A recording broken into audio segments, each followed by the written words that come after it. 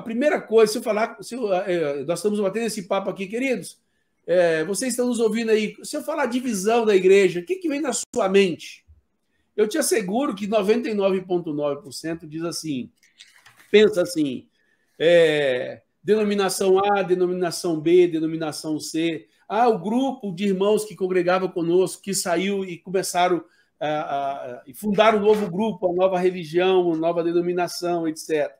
Então, esse é o conceito da divisão que tem na nossa mente. E quando a gente fala em unidade, o que você pensa em unidade? A unidade é uma coisa que é muito comum a gente pensar. Todo mundo que reúne conosco é unido com a gente. Se a gente congrega no mesmo lugar, parte do pressuposto que nós não somos divididos, nós somos unidos.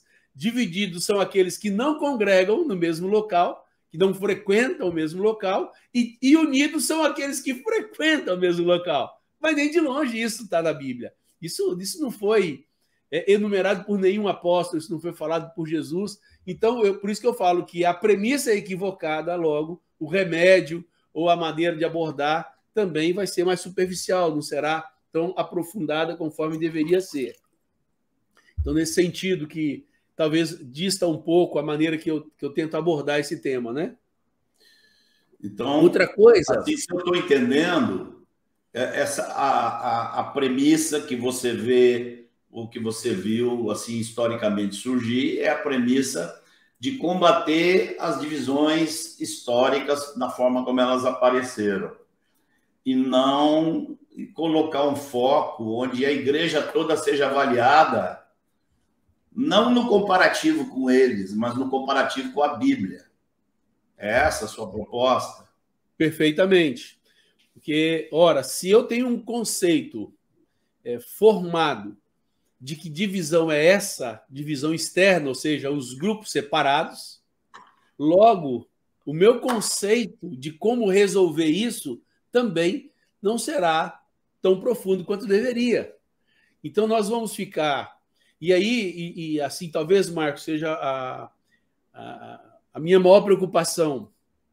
Eu não sei se você lembra como é que se faz a cultura para você identificar qual é a bactéria.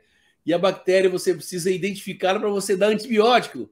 Não adianta você dar um antibiótico de uma família com a bactéria que é de outra. Então, você cria uma cultura, um ambiente onde seja propício para a proliferação daquela bactéria, e ela, ao se desenvolver, ela diz o que ela é. Aí você identifica. Identificando, você dá o antibiótico, assim cura.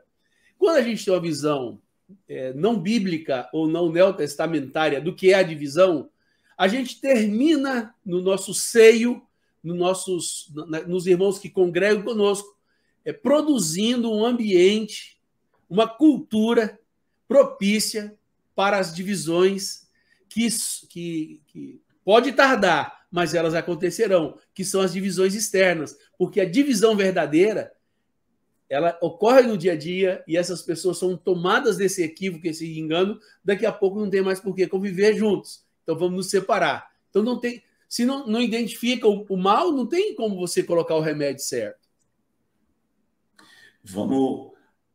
Me veio à mente uma ilustração, eu quero submeter a você, para ver se ela cabe ou não. Tá? Uma coisa é o sujeito ter diabetes. Outra coisa é um dia ele precisar amputar uma perna por causa da diabetes. Então a gente está muito preocupado em que não seja amputada a perna, nem braço, nem nada, mas não trata da diabetes em si que vai causar. Essa ilustração serve aí, Marzão? Ela é simplesmente perfeita. Então, não adianta ficar preocupado. Não adianta ficarmos preocupados com a não amputação de membros se nós não tratarmos o que gera a possibilidade dessa amputação, né? Então, é causa e efeito. Se não trata a causa, as consequências elas acontecerão inevitavelmente. Infelizmente, para a tristeza do nosso amado Senhor e para a vergonha do Evangelho na Terra.